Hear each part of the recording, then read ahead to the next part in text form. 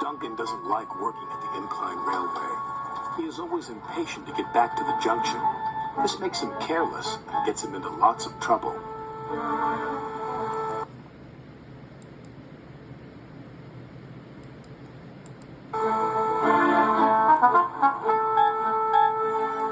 Rusty hoped Duncan would stay out of trouble today, but he was already in too much of a hurry. I'm a plain-speaking engine, gruffed Duncan. So collect your slate cars and be quick about it.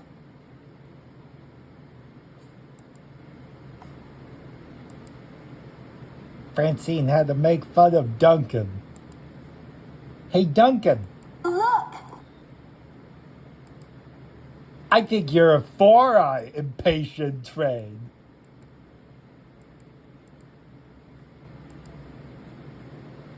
What's that about me? I'm a plain engine, and I believe in plain speaking. Speak up.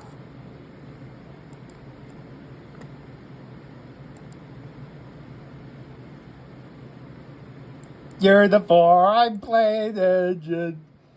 You're a 4-eye impatient engine. The 4-eye impatient engine.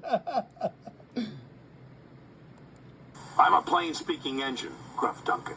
So collect your slate cars and be quick about it. And off he steamed. Bossy Boots chuffed Rheneas. Pushy Puffer huffed Scarloey. They didn't like Duncan telling them what to do. He just wants to get back to the bustle of the junction, Rusty said.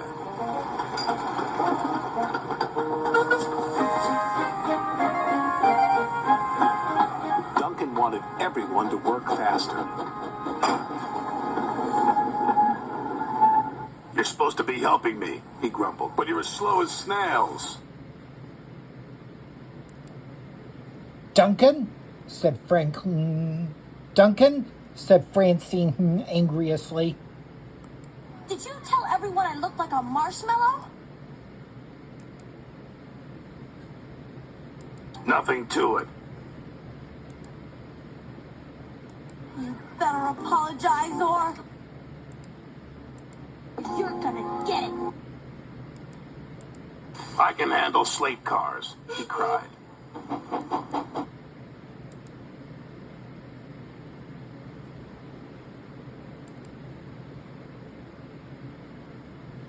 Well, said Francine. That doesn't... For you, Duncan. If I have to spend the weekend here, I'm not spending it with you. Because of your impatience, said Francine angriously.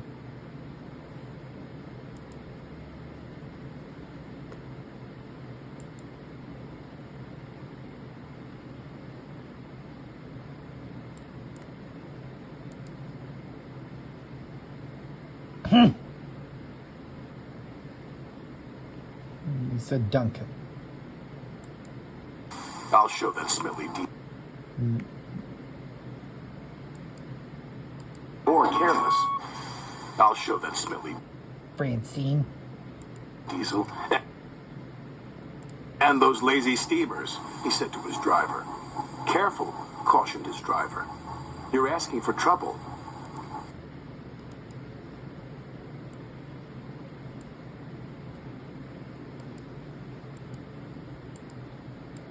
That doesn't... Duncan, that way. If I have to spend the weekend here, I'm not spending it with you. And see what happens that way for yourself, says Francine angriously. And he got it. Duncan didn't notice his chain was tangled in the coupling of the slate car in front of him. Suddenly, he was being pulled up the track by the empty slate cars. Bouncing bogies, he cried. It's got me.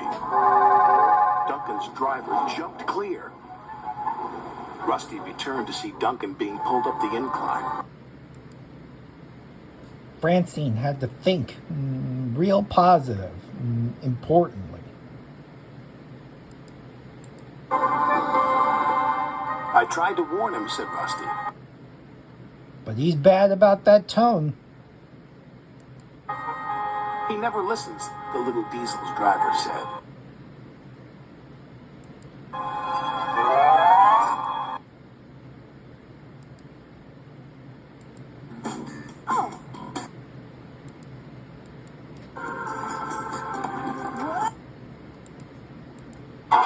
Duncan plummeted down the incline. Ah! Screamed Duncan. Help! He yelled.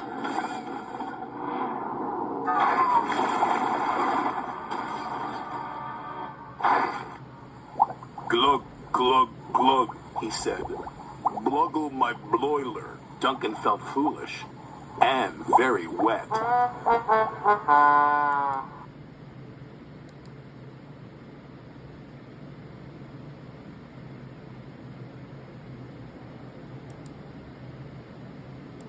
I'm still not talking to you. Jackass Duncan. And I'm not listening either. Because of you, said Francine.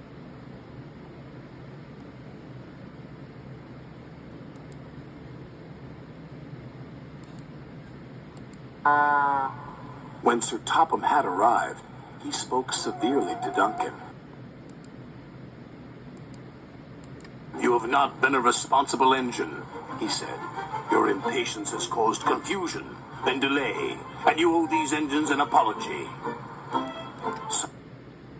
And so is Francine that way, said Sir Topham Hatt. Sorry, Duncan said to Rusty. Renee, sorry. Sorry, Duncan said to Rusty, Rheneas and Skarloey. And so is Francine. Once you have been repaired, Sir Topham Hatt said, you will work the incline until you learn to be patient and careful. Yes, sir, said Duncan.